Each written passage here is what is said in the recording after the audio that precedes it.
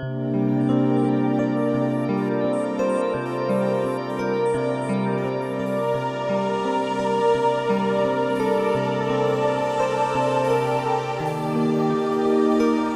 good afternoon, ladies and gentlemen. Welcome to the Rawlings Public Library here in Pueblo, Colorado. Today's presentation is titled, A Recorded History of UFOs, with our very own Bill Winkler. Bill's first 19 years were spent in Brooklyn, New York, in a community of American and European-born citizens, some of whom were refugees of World War II. Bill spoke fluent Hungarian, which was his background, and he found himself in a rich, melting pot of many languages and many different types of people. Along with this varied and challenging mix of cultures, Bill became aware of two other powerful factors in his early development: psychic abilities passed down from his mother, and a love of science fiction. From this sci-fi interest, he found himself diving into ufology and life beyond Earth. These two worlds, the psychic and sci-fi, influenced and shaped his creativity and interests, and have continued throughout his adulthood. In his working life, Bill was a court reporter in Connecticut, but he was also doing UFO research and formed a UFO abductee support group. He was also on cable access TV for 2 years, interviewing both metaphysical and UFO experts. Now, for the past 21 years, he has been doing UFO research here in Colorado. He also provided leadership for the monthly meetings of the UFO Connections group for 9 years, and I believe that is no longer operating. That's correct. As he did in Connecticut, Bill makes public appearances about the global UFO phenomenon. I appreciate Bill's journey. It isn't easy going against societal norms, as many of you know. We have been taught to roll our eyes at UFO and ET ideas. Yet about anyone you meet would agree we are not alone in the universe. It takes courage to step out, however, and to share your own experiences and research. I appreciate Bill's humor, his courage, and his dedication to uncovering the truth in the ufology field, and to write and publish poetry about it as well. Bill has recently published a book titled Science Fiction Less. Please welcome Bill Winkler. Thank you very much. I thank Marcia for introducing me. I'd like to thank Pamela Arnwine for being my assistant once again. We've done this before, and I'm very happy you're here today. My background in Connecticut for 25 years was as a court reporter in the Connecticut judicial court system. I was involved with evidence and circumstantial evidence. What I present to you today is what I refer to as cumulative episodes. What do I mean by cumulative episode? Well, whatever happened to a Peruvian shepherd also happened to a policeman on the highway patrol in Romania, also happened to a person up in the Minnesota fishing. And those experiences are experienced from all over the world, every continent. Those are the facts I wish to present to you today. Now, I created a bit of a factual sphere over here, energy sphere. I'd like to step over to the side here for a second. I do call upon you to use your imagination just for a minute. Just imagine that there was a very wealthy couple in America who was very interested in this topic. they have selected 6 cities about the size of Pueblo. They want to get to the grassroots of the American public and also to the grassroots of searching out ufology. And what they have done is set aside monies to be able to afford you to be on a sabbatical for 1 year or 2 years. If you have a job, they'll cover that for you. Small business, they'll hire somebody to do that for you. Expenses galore, no problem. You may have to hire interpreters because you will be going overseas.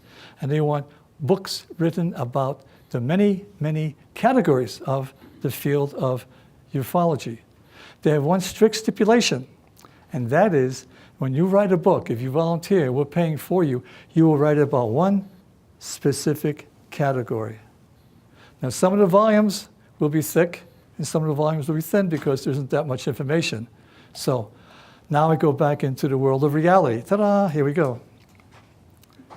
One category, probably the easiest one to do research about, and you could do this in the privacy of your home, 90% of it is, and we're all familiar with, UFO sightings.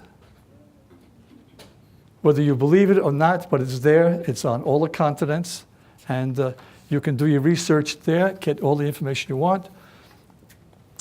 Cull out photographs, put the photographs into your book, and if you want to take a break, I would recommend going down to Roswell, New Mexico. How many of you are aware of the significance of Roswell, New Mexico? Great. Wow, good participation. And one of the reasons I've learned is, one of the reasons why I ask you to hold your hand up is so that other people will know that they are not alone. I saw about 15 hands, 20 hands go up. So while you're in Roswell, there's a Roswell Museum. Go there, talk to the people in the different UFO groups there, organizations. And then when you do your research there, on your way home, drive up to the San Luis Valley. The San Luis Valley is about 300 miles long, 50 miles wide, mountains all over, about 12 to 14,000 feet high. And while you're there, in a small town called Hooper, Hooper, very nice lady, Judy Messeline, has created the UFO watchtower. It's looks like I'm from New York, so it looks like a boardwalk from Coney Island. You know, it's about 15 feet high, 20 feet high, and about 20 feet wide. And you go up there and hang out there for a whole week, 2 weeks, 3 weeks, find out from the shepherds, the cattlemen, etc. Because this area, San Luis Valley, is renowned for UFO sightings. Just to digress for a second, I spent the whole week there one time with my son who flew in from LA to be with his old man, to be with Dr. Stephen Greer, who is renowned for disclosure. And we had our sightings because he has the capability spiritually and psychically to bring them in. So now another book that can be written quite easily, I beg your pardon. A second opportunity is radar anomalies. Now here you'll have to get involved with some, shall we say, retired military personnel who will discuss with you following incidents that have occurred that I've read about, and that is the GI says, officer, sir, please come here.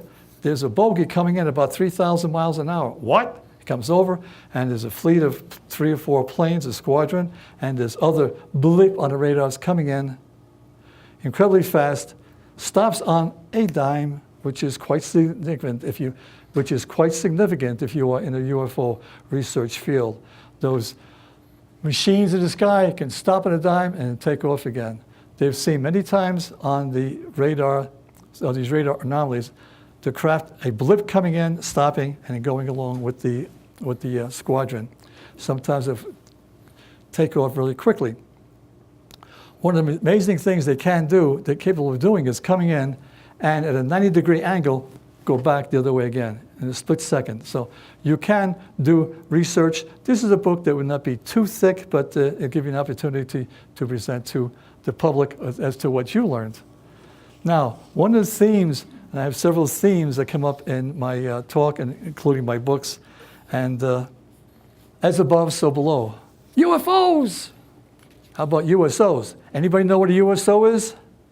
4, 5, 6, 7, 8, 9, 10, 11, 12, 13, okay.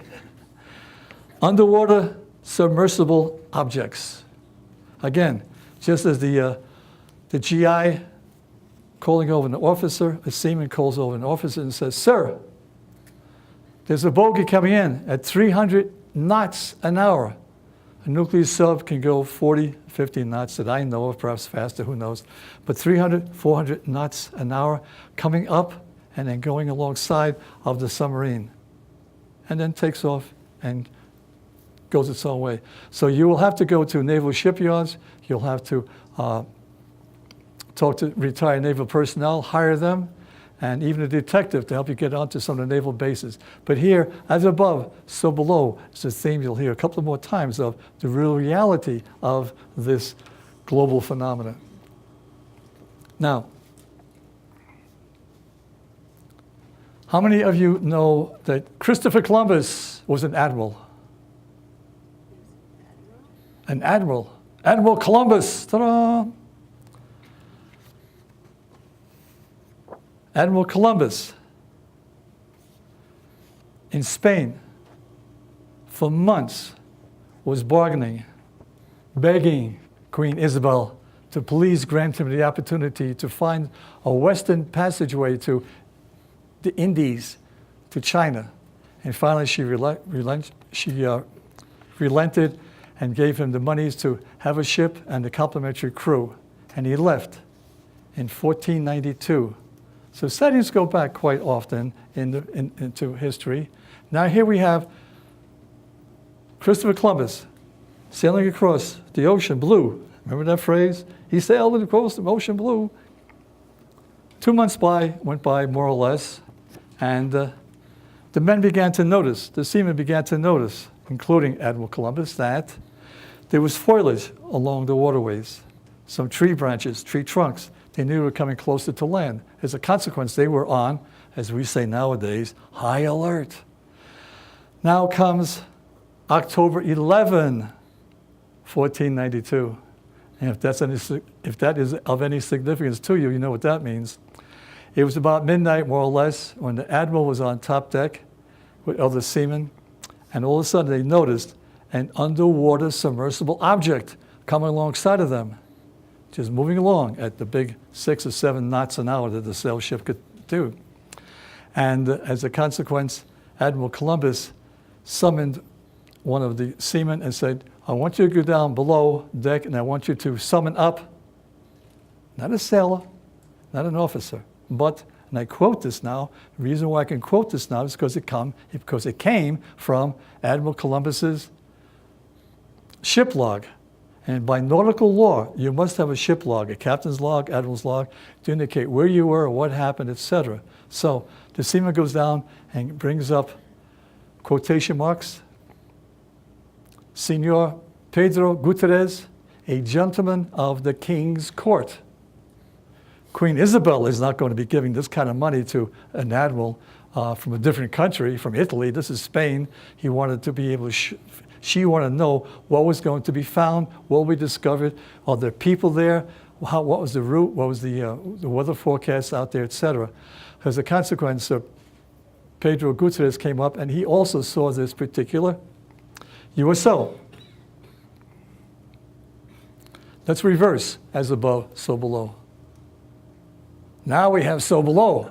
This USO rose up out of the water and flew around for enough minutes to be able to be identified as the shape of a cigar. When I first read that, with my knowledge in ufology, I said, oh, that's typical. A typical shape, not typical, but quite often, a shape is in the shape of a cigar. And so this was entered into the log book, and they saw this craft fly around and eventually went back into the water again. So you can do your research on Christopher Columbus by going to Spain, by going to the archives. But then again, go to Portugal, a seafaring nation all over the place. Go to the Mediterranean coastal cities and find out from their historical records of their sailing vessels that had reports of USOs, or maybe even UFOs that were written into the log books. So what has happened today, underwater submersible objects, was also happening approximately 550 years ago, and that was with Admiral Columbus.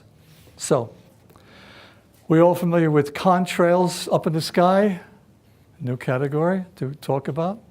Con is condensation, short for the water vapor that dissipates within 30 seconds, 45 seconds from those planes that fly at approximately 30,000, 33,000 feet high. In about 1994, a new phenomena, if I may be so bold to say, occurred up in the skies. Now we're seeing chemtrails. Chem, C-H-E-M, short for chemical. Chemtrails are now crisscrossing our nation, whereas the contrail would dissipate, as I indicated, 45 seconds, 30 seconds.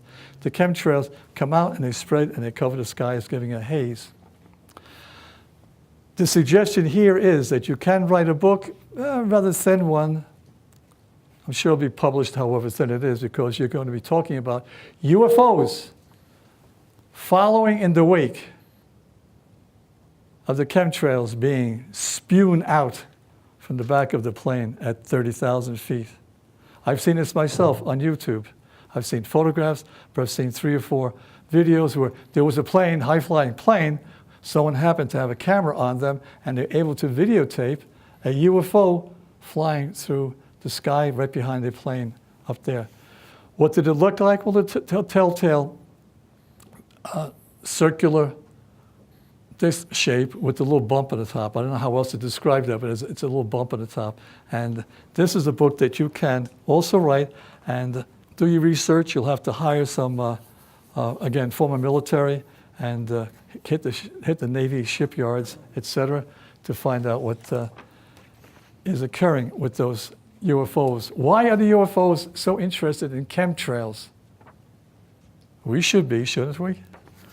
So, now here's a very interesting one, I think, a rather easy one at the beginning, but worldwide UFO websites containing UFO sightings. If someone declares, there's no such thing as UFOs, then why is it that nation after nation has people who create their own website and they have sightings on there and other pertinent information? So here's an opportunity for you to travel the world. Go to Bulgaria, because you can find out from your internet here that there are 1 or 2 sites in Bulgaria that have information, pertinent information about UFOs. So there's an excellent opportunity to corroborate that this global phenomena is occurring for real. So that was batch number 1. Now batch number 2. So I've talked about themes. Well, as above, so below. Another thing I'll offer to you is the word shutdown. Nuclear plant shutdowns. Nuclear facilities in the United States of America have been shut down when there was a UFO hovering above it. An hour, 2 hours, however long. And when you do your research, you will come across such pertinent information, such as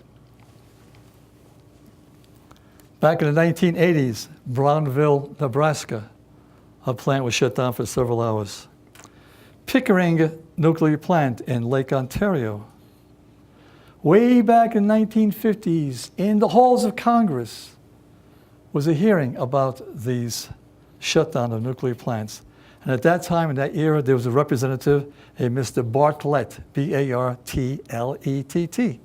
who was presiding over hearings. And he asked the question of a witness, how big was this UFO thingy? And the person said, I quote now, enormous size, aircraft carrier, close quote. That is rather large, hovering over a nuclear plant. And those plants are temporarily shut down and they operate normally right after that. Henderson, Nevada, November 5, 2014. A water treatment plant in close proximity, obviously, to a nuclear plant because they need enormous amounts of water. That was also shut down. Then North Carolina, in the year 2014, for several evenings in the town of Singerland, S-I-N-G-E-R-L-A-N-D, North Carolina, several evenings. Now, in the field of ufology, that's known as a flap. If UFOs are coming over a certain area for weeks or months, That's a flap. Such as Pensacola, Florida. Month after month after month after month, there were UFOs all over the place flying over there. I'm from New York. I'm familiar with the Hudson Valley. I had family who lived in Hudson Valley. We all didn't live in New York City, you know. And the Hudson Valley, they had sightings for months, constant sightings up there. Fleets of UFOs flying about there, above in that area. So what you may do is go up to the Hudson River, go to Florida, and find out where these flaps occurred. I've done the nuclear plants. Okay, now, again, under the theme of shutdown, airport closures due to UFOs hovering over the runway. Have you ever heard about an airport that was shut down for several hours? 2 or 3 hours ago, there was a UFO hovering over the runway. The only time I heard about that, it was quite common, about 5 years ago, on the internet. O'Hare Airport, commercial airport in Chicago, had a UFO hovering over the runway. And it didn't shut, I'm sorry, I apologize. It was hovering near the runway. In that instance, it did not shut down the commerce at that point. But that's an example of what goes on at times. Here are some shutdowns. February 12, 2012, China Exang Airport was shut down for several hours because of a UFO hovering over the runway. Ikshan Airport in Inner Mongolia. My goodness, they get around too. They go up to Mongolia. They go to Nebraska. They go to Pensacola, Florida. They're in Mongolia too. They're here, they're everywhere. Mexico City Airport, December 20th, 2004. Another shutdown for a couple hours. Airport Bernal in eastern Siberia. Once again, a far removed place. January 29, 2001. That is one example of the type of things that are occurring in our country. Going on with this theme of shutdowns. Have you ever read or heard, if you don't mind raising your hand, of a missile silo being shut down? The nuclear missile silos, 1, 2, 3, 4, 5, 6, 7, 8, 9, 10. Excellent. I feel more at home now because, you know. Missile silos shut down or influenced, which I'll explain, while UFOs are hovering overhead. As you also can discern, I'm not an artist, so those are my missile silos.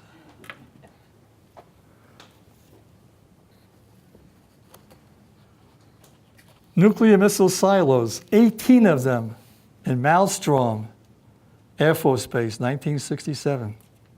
Montana nuclear missile site, March 10 through April 4, which means to me that was a flap. They were coming and going. That was 1967. Then we have 7 Air Force officers reporting about ongoing UFO activity at a undisclosed nuclear missile site, quotation marks, knocking ICBMs offline. My goodness, how vulnerable we are where they can turn our weapons into innocent toys. Now here is not a shutdown, but a very famous case in the UFO researching. This is in England, I forget now, perhaps about 20 years ago. It's called the Bentwaters Incident. Anybody familiar with the Bentwaters Incident? Okay, I see one hand, 2 hands, great. The Bentwaters Incident at the Rendlesham Forest, a nuclear missile site, was not a shutdown, but involved what is known as a touchdown, a UFO touchdown, and stayed for a spell long enough for the GIs to go driving out there to see it, getting up pretty close, and then the UFO took off. So that is an incident.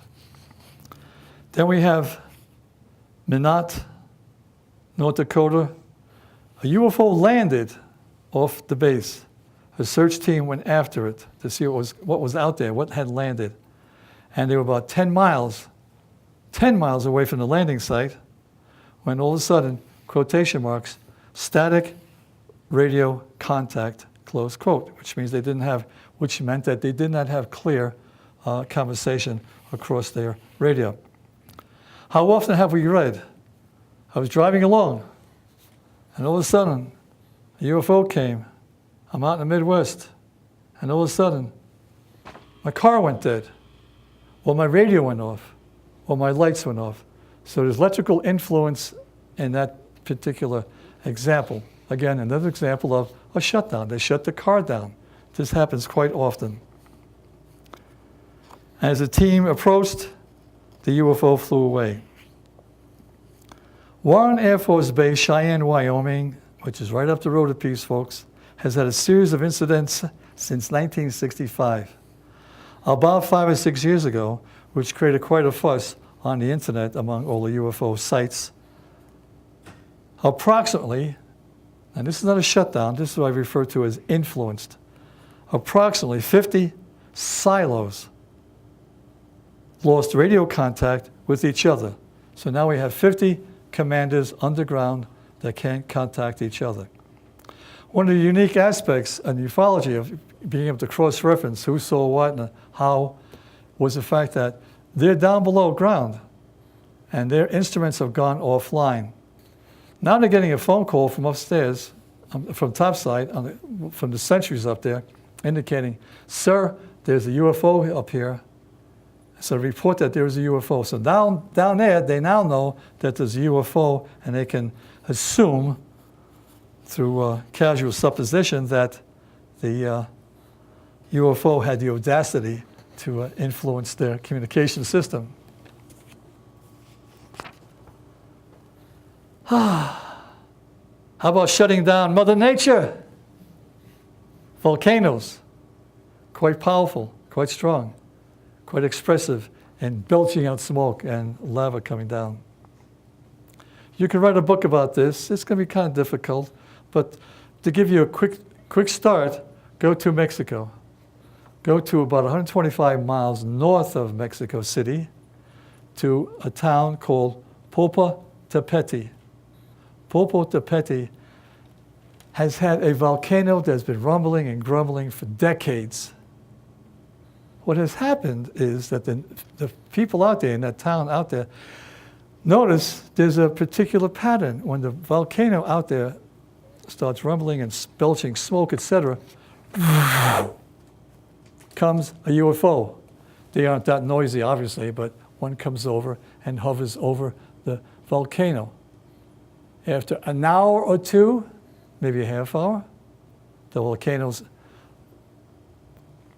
eruptions start to subside and the UFO flies away. So commonplace is this that the townspeople, many of them, have set up CCTV, closed circuit TV, on their homes, on the roofs. Businesses have done that. And I assume the local governmental buildings have set that up. I've seen numerous times when a UFO is coming over that one particular volcano, hanging out there for a while, as is depicted on the screen, for about 45 minutes, and all of a sudden, it's off like a rocket. So if you like to travel, and if you like Mexico, you like the Mexican cuisine, go down and start there first. And of course, you've done other research at home. You'll know what other countries to go to. Maybe to go to Sicily, to Mount Etna. That's always rumbling and grumbling. To find out if they have had any reports of, excuse me, Pamela, I forget you sometimes. Don't forget me.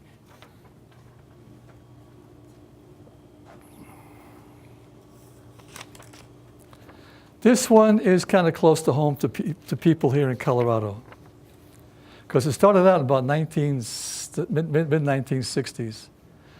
There was not a cattle mutilation, but there was a horse mutilation, and the horse's name was Snippy, out in where? The San Luis Valley, where there's all kinds of UFO sightings. Cattle mutilations primarily in America. as far as I know, that's where they are primarily occurring. Farmer comes out, does his rounds. Rancher goes out, does his rounds. Sees dead cattle, a dead cow.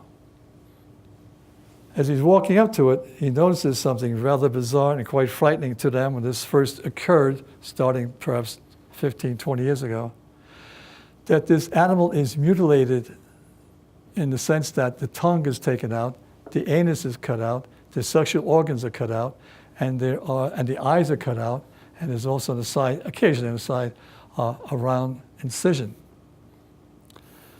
Research showed for the researchers that the precisions were surgically performed around the belly of the animal, the tongue, the eyes, with precision.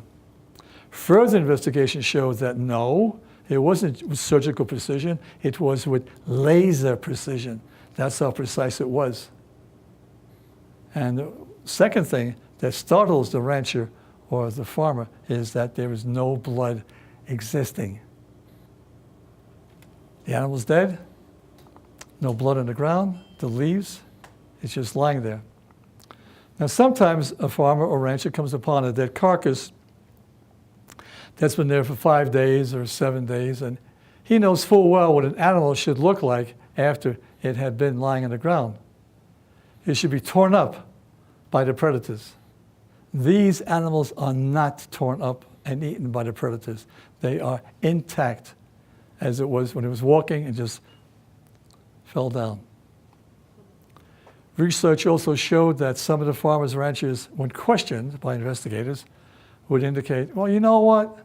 Yeah, 1 or 2 nights before, the dogs were barking. I went out of the ranch house and, son of a gun, down the road a piece, I saw what looked like to me, as far as I'm concerned, a UFO.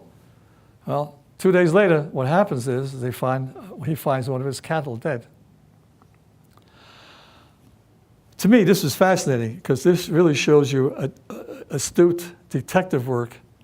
They noticed that not all of the animals, but some of the animals, when it's lying down there, there was a thin line around the animal of the debris as though it had been swept away ever so gently, 4 or 5 inches. The supposition was that this animal was dropped from above, plopped on the ground, and the sudden burst of air from the dead carcass blew the debris away 3 or 4 inches. So there's an indication there that, holy cow, maybe this critter was abducted by a UFO up there. Why would they want to abduct cattle? Well, again, researchers found out that 90% of the chromosomes of a cow is similar to humans. Let's go back in time. If you like art, if you'd like to go to Florence, Italy, do research, write a book about the UFOs visible in medieval art. How many have you seen on the internet? Hands are going. Okay, hands up, please, if you've seen the artwork. Okay, boom, boom, boom, boom. Okay, excellent, thank you. And I should mention, and I learned this only recently. I did this talk in the Pueblo West Library. You can do your research on the internet, and you will find out that there was considerable amount of discrete plantings by the medieval artists on the canvas work. And a considerable number of the artwork is involving the Madonna and child. One classic to me is, so the Madonna's over here with the child, and it's a large, large building, such as a castle, and large archway, and over here there's a hill, and there's a man there, it could be a shepherd. He's standing, pointing in that direction. He has a dog. Can you imagine which way his dog is pointing? That's how dogs point.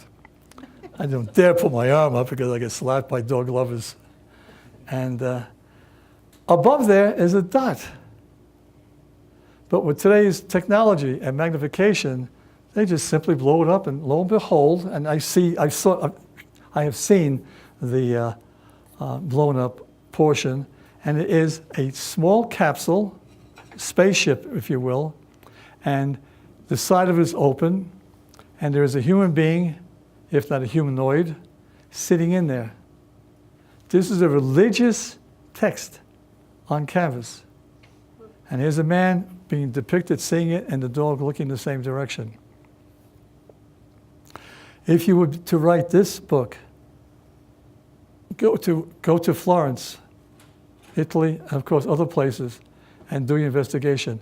And also try to find out from historians, what was there about these artists in the medieval times who were discreetly, secretly, in a stealth-like fashion, putting up those UFOs included with the Madonna. The second one I like very much is a street scene. The building's about 2 stories high, 3 stories high. And over here is a UFO, and here are the row of buildings. And here's a row of buildings here. And over here seated is the Madonna. There's a window here. And over here's a window, a little higher in that room. And up here's a UFO with the yellow beam coming down right through this window and right to the Madonna and child. Did people think? What did they think in those days, that era? What was this all about? What's this thing up there? They probably thought, well, it was probably an angel sending out some healing energies to the Madonna and child. So this is a unique aspect that will indicate that you can find UFO information in various places, and one of them is, as I've just indicated, with medieval art. Now I broach this one with some trepidation, okay? And before I get into that, one of the themes I try to incorporate is to connecting the dots. I read something, I hear something, oh great, fine. I hear something, read something, I'm not too sure about it. I don't dismiss it. Unless it's the faked landing on the moon, okay? That's out. But what I do is I put it up on a shelf someplace until something comes along to confirm it. Well, this took about 30 years of confirmation.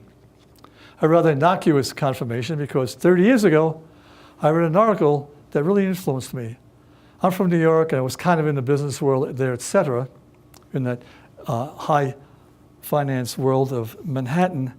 And I read an article of a group that had studied, I should say, which was the most efficient organization on the planet Earth, and long-lasting, presumably. And they did this search for how long, and what came up was the Catholic Church was the most highly organized organization in the world at that time, approximately 30 years ago. So now, about 10 years ago, I connected that dot with this dot, which is the Vatican's international emissaries since the century 350 AD. This is when Emperor Constantine summoned the bishops and the archbishops to his castle palace to cobble together the books to finally get this thing resolved about Christianity and get the Bible started. While present at that time among those people, there was, so a bishop would come from here, a bishop would come from there. They're the leaders of their particular group. And at that time, the structure of the church was so established in 320 AD that there was a, quote, a diplomatic corps already, close quote. So they had the semblance of diplomacy, of getting information out, of sharing information. As the centuries went by, there was then incorporated into the Catholic organization emissaries.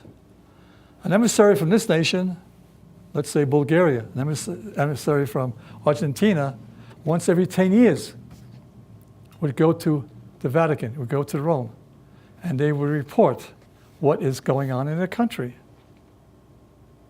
The makeup of the various religious operations, organizations, the makeup of the ruling class. Is it a dictatorship? Is it a monarchy? Is it some semblance of a parliamentary procedure going on? And they would share all kinds of information, the financial status with that particular nation. Once every 10 years, century after century. Eventually, what happened is, and I don't know this for a fact, so this has to really find out, you're going to have to go to the Vatican to find out. They would share with the hierarchy there. Well, you know, I'll pick out a country, okay? Because I know there's a lot of weird things going on in Brazil. Well, you know, here in Brazil, we have people saying they see strange sights in the skies, or they may say objects or lights in the skies. Huh, says the Vatican hierarchy. No kidding. So that happens in Brazil. The same thing happened in Finland, and the same thing was reported 50 years ago in a different country. So bit by bit, it is assumed by UFO researchers that the Vatican must have an enormous amount of information about UFOs. Oh, incidentally, while you're there, inquire about their state-of-the-art telescope observatory. Perhaps you have an opportunity to go utilize it. Ask them, why does the Vatican have to have, they may tell you this, they may tell you that, as to why they do have a telescope observatory. You say, okay, well, thank you very much, very nice of you. And then, you know, you've finished your research, you're finishing up your book, and then you fly back to America, but you don't go straight home. No, you go to Arizona, Mount Graham, because they also have a telescope observatory, the Vatican does. And as the gentleman alluded to, it is high state, highly advanced telescope. So go in there and ask them, hey, folks, how come you folks here have a telescope observatory? What are you looking for? I'm sure you're not looking for God. Let's go back further in time. That was 320 AD. India's ancient Sanskrit writings of UFO sightings and, in bold red, air battles. Yeah, I've forgotten that the cameraman's over here. It's my first time doing this type of thing with the cameraman involved. India is renowned for their poems that depict what occurred in their nation in this century and that century, and my goodness, in this millennium and that millennium. One of my cute phrases for one of my books that's coming out sometime soon is called Winklerisms, and one of the cute little phrases I have is, poets were the first reporters. Because how do we know what the devil happened in India 2,000 years ago, 3,000 years ago, but if it wasn't for the poets? Find out by going to that nation, of course doing your research at home on the internet. Was there such a thing as air battles that went on 2,000 or 3,000 years ago I read about? Well, yes. Scientists are discovering, yes. Archaeologists are discovering that, yes. What has happened is that in various parts of India, when they're going to build a new settlement and they start digging down, lo and behold, they come across 3 or 4 feet down, they come across a previous settlement. So everything stops. The archaeologists come in. The state government says, okay, you can't build there. Let's see what's down there. They start building and digging, and they have unearthed stone formations of houses. The rocks and stones were melted together under high intense heat that can only occur in the flash explosion of an atomic blast. Obviously, they checked for radiation, and they found radiation. And they also discovered that in the streets, in the alleyways, there were skeletons of people as though they were running. In one instance, I saw a photograph of this, it's very poignant, of a man and woman holding hands and trying to flee the city. So there may have been an air battle in India a couple of thousand years ago. So that is one aspect of your research. And we went back 3,000, 4,000 years ago. Let's go back a little further. You like caves? You dig going into dark and spooky places? Are you a spelunker by heart? cave drawings worldwide have depictions that maybe can relate to stick figures pointing to either the moon or the sun, or is it a UFO? Because some of those I've seen have the typical shape, when you look at it sideways, the egg-type shape with the bump on top, which is classic for a UFO sighting. If you decide to write a book about that, you may say to yourself after researching, well, if I want to go way, way back, I think the first place I'm going to go to is Australia. Get in touch with the Aborigines. Hire some people to take you across the vast desert. See if you can be introduced to the Aborigines. Because there's one thing that's very strong in many cultures, and that is their oral language. They repeat and repeat and repeat. And only 2 months ago, 3 months ago, I read, and okay, this is because more research on Admiral Columbus. It was perhaps 50 years later, 100 years later. The settlers coming into America were astounded that they could sit down with these native people and have a dialogue going back and forth to try and create a treaty. And there was always one man in the group who had the capability of memorizing everything you said, and what I said. So oral tradition is quite strong in some particular nations. Raise your hands if you don't mind. How many of you are aware that we have had some presidents of the United States of America who have had UFO sightings? And the hands go up. 1, 2, 3, 4, 5, 6, 7, 8, 9, 10, 11, 12, 13, 14, 15. Okay, 16. 3 presidential UFO sightings. That's the White House. See, I made that. I wish my son Thomas was here. He's an artist. He's in Hollywood, California. He's a film animator and a cartoonist. He says, Dad, please. Don't do that, Dad. I said, well, if you're not going to do it for me, I got to do it myself. So, who saw what, when? President Eisenhower, before he became president, when he was General Eisenhower, as you all know, he was in charge of the European theater during World War II. He now, after the war, goes out to the Pacific Ocean. There's a huge NATO naval maneuvering going on in the Pacific Ocean. So he's on one ship and then gets helicoptered to the ship, stays there for a while in his room, goes to the top deck, to what's called the flight deck, in his pajamas, as quoted in his pajamas. He says, hey guys, how about some coffee? I want some coffee. So they hang around the offices and a seaman or two. And all of a sudden, there was a UFO off the bow of the ship that lasted for approximately 10 minutes. Quotation marks from the General Eisenhower. Quote, I better go check this out, period, close quote. Then there's a sailor that was quoted afterwards saying, referring to General Eisenhower, quote, forget it for now. Well, I was in the Army for a couple of years. I was a little private. If a general ever told me to forget something, I would forget it. I wouldn't hesitate trying to remember it. So there's General Eisenhower, a man of, and this is crucial, which is quite interesting because 3 presidents, each one had strong military background, strong military training, keen observers, and they each had a UFO sighting.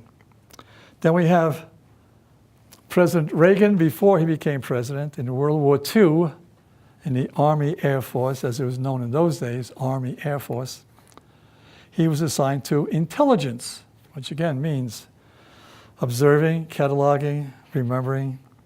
Now he's in California, he and Nancy Reagan, and they're going to a party up the California coastline to the actor, at that time he was quite famous, about 40 years ago, William Holden.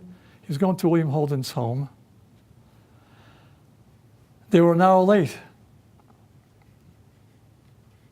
They came into the house shaken, visibly shaken. They couldn't wait to divulge to the party people there that they had a UFO sighting. They were an hour late, and depending on the time structure, is it possible that they had what is known as missing time? How many folks know what missing time means? 1, 2, 3, 4, 6, 8, 9. Cool. Thank you very much. I appreciate that. Did they have missing time? We don't know, but he did reveal quite openly, and so did Nancy Reagan, that they had a UFO sighting, quite shaken. There in attendance was Lucille Ball. She was so impressed with this, so impacted with this, that years later she wrote a book about whatever it was, but she devoted a paragraph or two, or perhaps part of a chapter, to the fact that William and Nancy Reagan had a UFO sighting. So here's Lucille Ball confirming several years later that there was this particular incident that occurred. Oh, I forgot to mention, that was his first sighting. His second sighting was while he was in a plane, a private plane that was being flown, and all of a sudden a UFO was zigzagging in front of them and then around them. The pilot was a retired military Air Force pilot.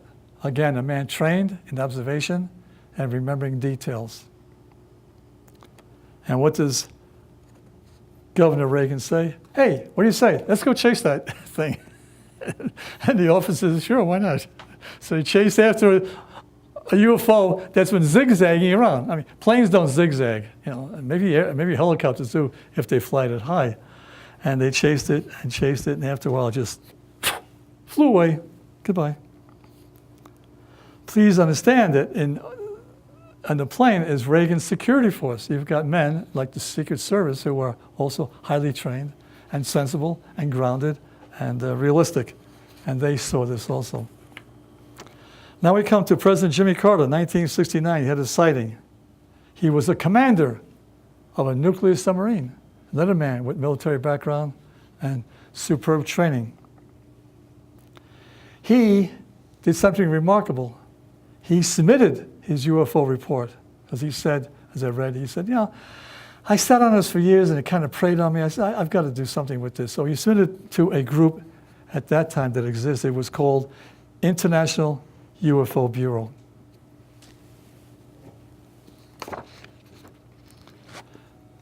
In ufology, you're going to come across, as you do research, whether you believe it or not, spirituality. Quotation marks from Governor Carter, governor of Georgia. Quote, I think it was a light beckoning me to run in the California primary. Close quote. His sighting occurred in front of the Lions Club in Leary, Georgia, with 10 witnesses. And once again, half of them probably were security guards, men trained observers. It was hovering red and green, I'm begging pardon. It was a hovering red and green orb, at times bright as the moon, then reddish, luminous. It moved partially away, and then it moved back again. So we don't have, surely. So we have that for you to consider. If you want to write a book, you can write a book about presidential sightings.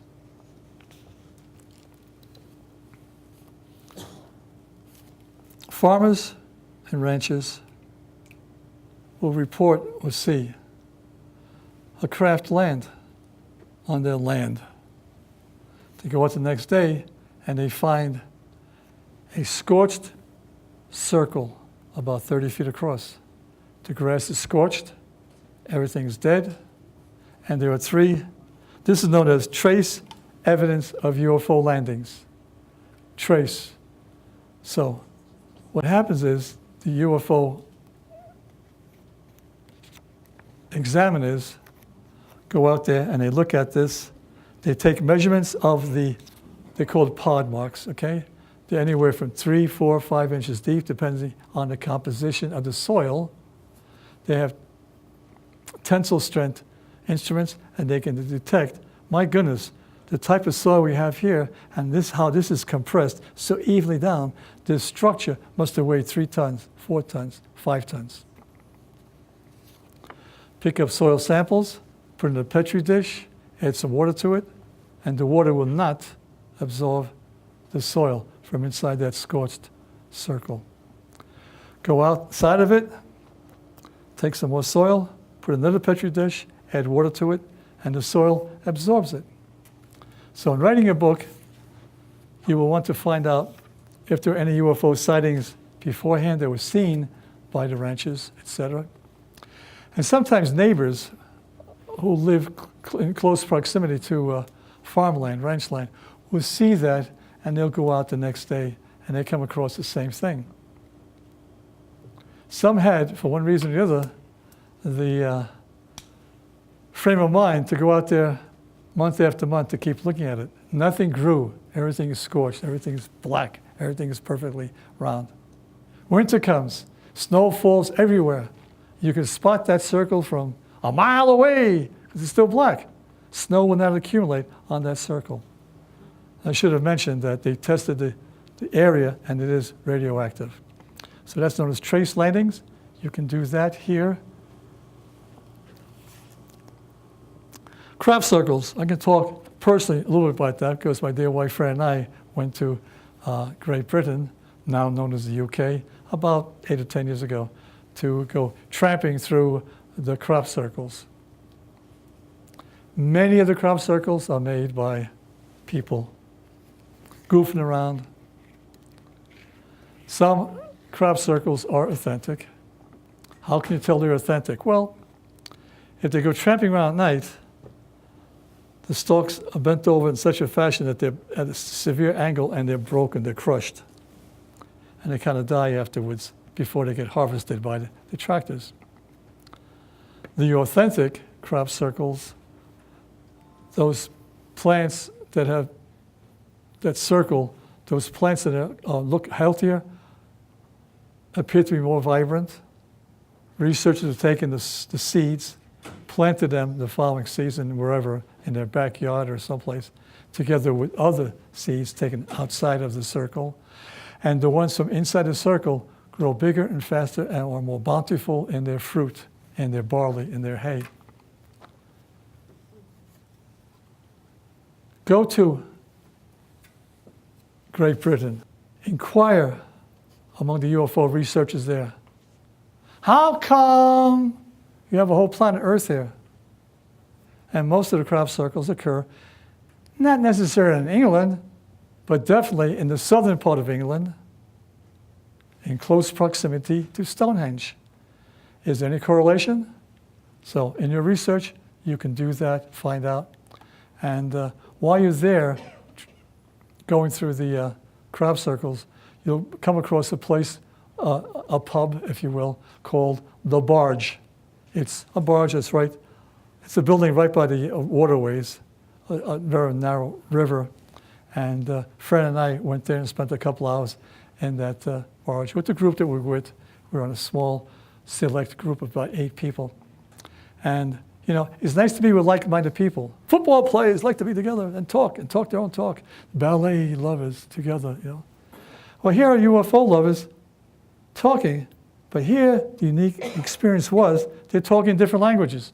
Or if they speak English, they're talking with definite accents. To me, that was quite thrilling, to be in that kind of a like-minded atmosphere. Okay, now we come to Mount Shasta. Moved to Colorado in 1996. Heard about this place called Mount Shasta, California. And began to hear different things about it, began to do some reading about it. What is Mount Shasta? What's so unique about Mount Shasta? Well, tell you what, partner, you get those newspapers going back to 1890, 1910, 1920, thereabouts, even later.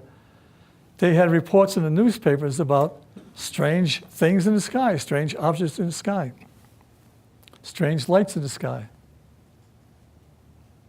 There have been reports of Bigfoot in Mount Shasta.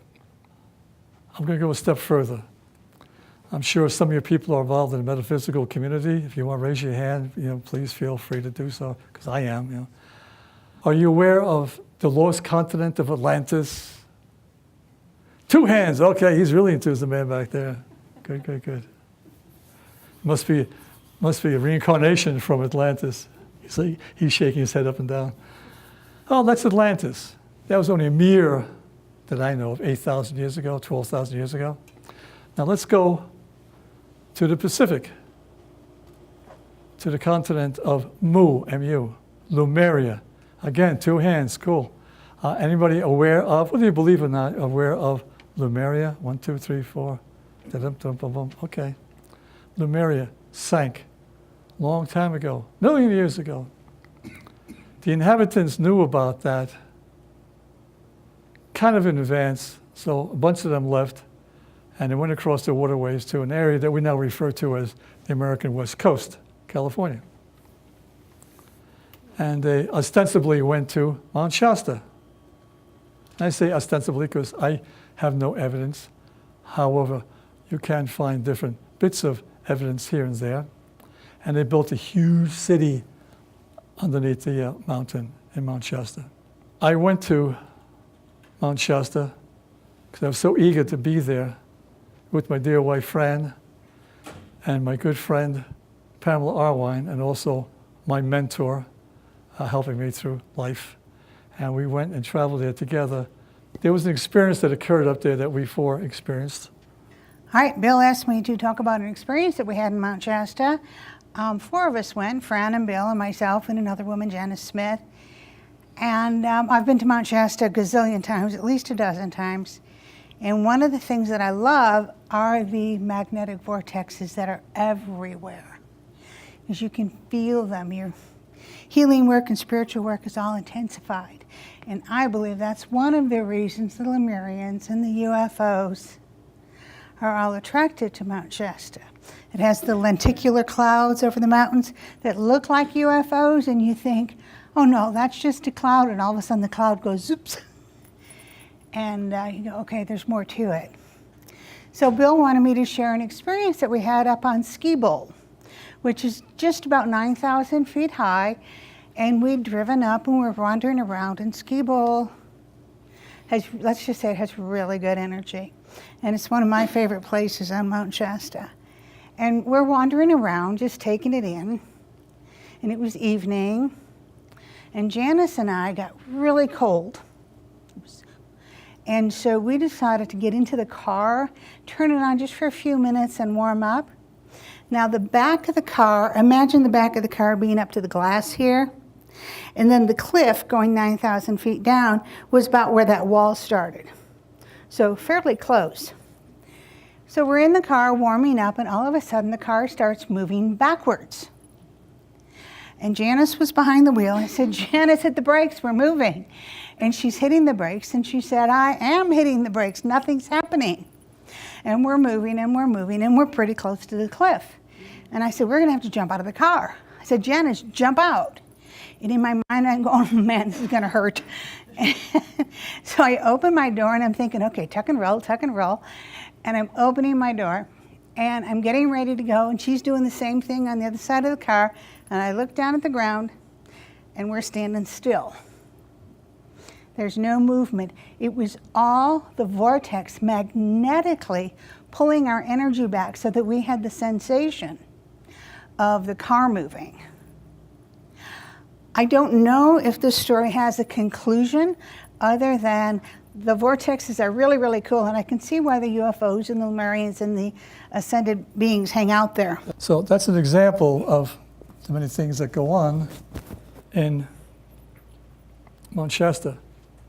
I should have mentioned that this young lady wrote a book about the Lemurians called Lemurian Speaks. Ancient Lemurian Whispers? To me, moving out here from the East Coast, Connecticut, and coming out and meeting people like this, and yeah, let's go to Mount Shasta. Okay. Lemuria, yeah, okay, yeah, I wrote a book about that. Oh my gosh. Abductee support groups. Have anybody heard about abductee support groups? 1, 2, 3, 4, 5, 10, 11, 12, 15. Over here too, a bunch. Well, not MUFON, no. Abductee support groups? No. Yeah, MUFON is Mutual Unidentified Flying Object Network. It's one of the more sophisticated and scientifically oriented groups in the world. I can talk about this personally because abductee support group, I formed one in Connecticut. for 3 years and 10 months, these wonderful, beautiful, quiet people met in a restaurant in a closed. We had a private room, and several criteria was no one was to know about this. You just come by yourself. You don't bring a spouse, a girlfriend, a boyfriend, etc. And whatever is discussed in that room stays in that room, as that expression goes.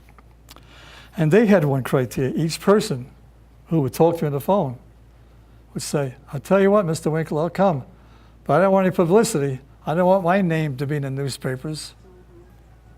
And one of them was a scientist. He only came once.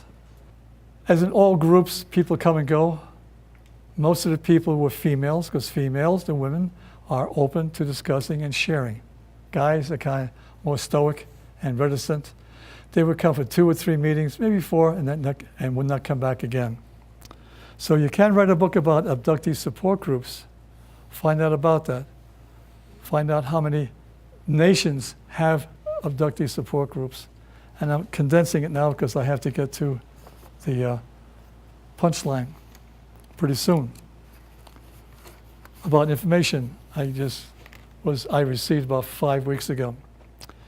With alien abductions, there are also what is known as alien implants. Again, show of hands, you know what alien implants are? Have you heard about that? Wow, what a great group. Cool, cool. We got to meet again someplace, you know. Size of a pea, put behind your ear, back your neck, or behind your knee, and your foot someplace. A place where a person wouldn't, generally speaking, be able to see it. A Dr. Roger Leir, L-E-I-R, a podiatrist, with a team of surgeons, performed 17 surgeries regarding these pea-sized objects. Quotation marks. Objects in question are basically meteoric in origin, containing at least 11 different elements. These implants also fluoresce a bright green color in the presence of an ultraviolet light search.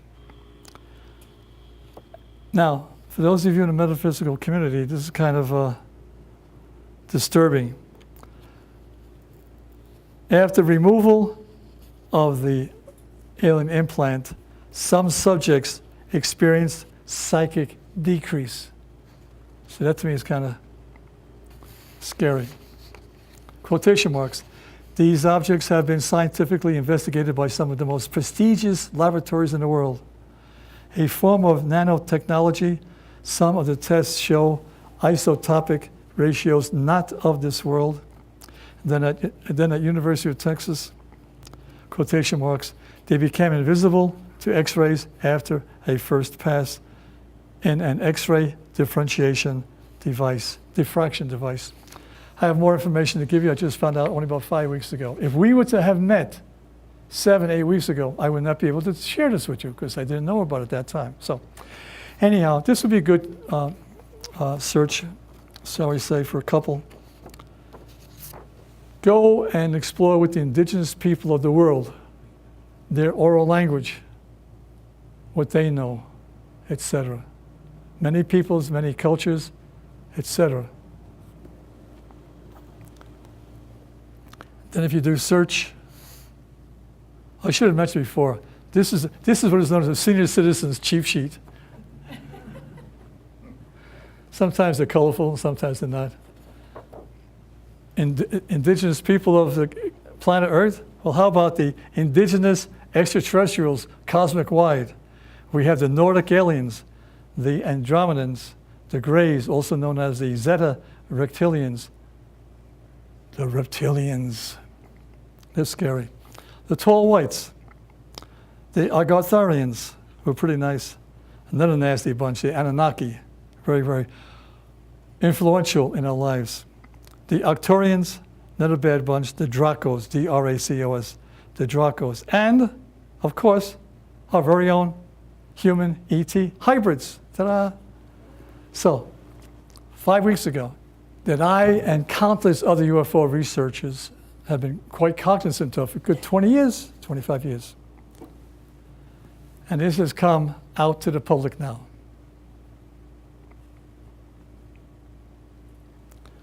If you don't mind raising your hand, if you're aware of the group called the Majestic 12. Whoa, you guys are hip. I love this. Majestic 12, spelled M-A-J-I-S-T-I-C, sometimes referred to as Magic.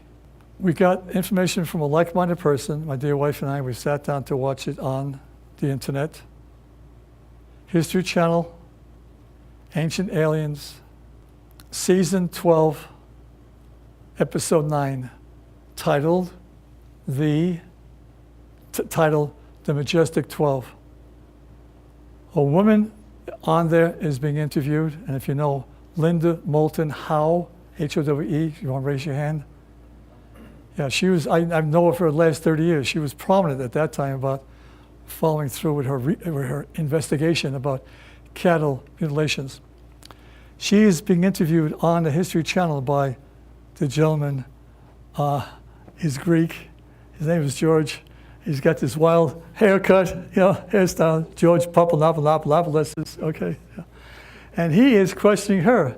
And she's saying, look, because of the Freedom of Information Act, 50 years have gone by.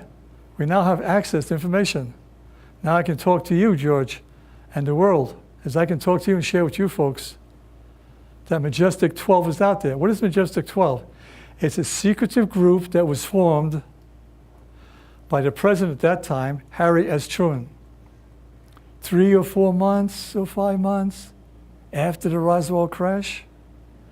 Why is that?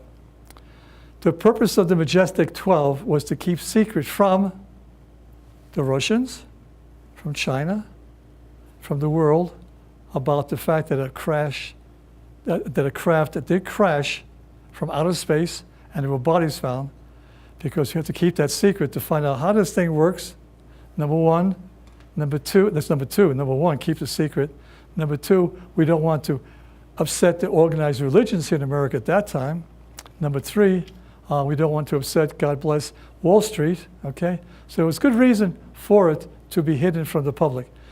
But UFO researchers, we talked back and forth, we emailed back and forth, and we all knew about this. But if I told you about Majestic 12, a year ago, 2 years ago, you would find it, you would be skeptical about what I was suggesting. 3 or 4 months after Roswell crash, what else happened? The CIA was created by President Harry S. Truman. The CIA's function, as opposed to the FBI, is overseas information gathering. And part of that information gathering is about UFOs. The third thing that happened is that the U.S. Army Air Corps was disbanded, as far as the name goes, and changed over to United States Air Force. Well, this happens with the military. If something goes wrong in a base or a particular command, they take the personnel and they scatter them across the country, scatter them across the world to diffuse any information coming out. They did that. They diffused that by creating the United States Air Force, and a lot of personnel, military personnel in the Roswell area was shipped out to different areas to diminish the capability of information coming out. So this about concludes, Marcia and Pam. This about concludes what I have to say. I want to thank you both because these are my two mentors, okay? A psychotherapist, a certified clinical hypnotherapist who helped me search the cosmos and myself. And dear Pamela, unique attribute. She can delve into a human being's Akashic record and go back in time for who knows how long. So I want to thank you both so much for being here today. Yeah. And let's give Bill a thank you.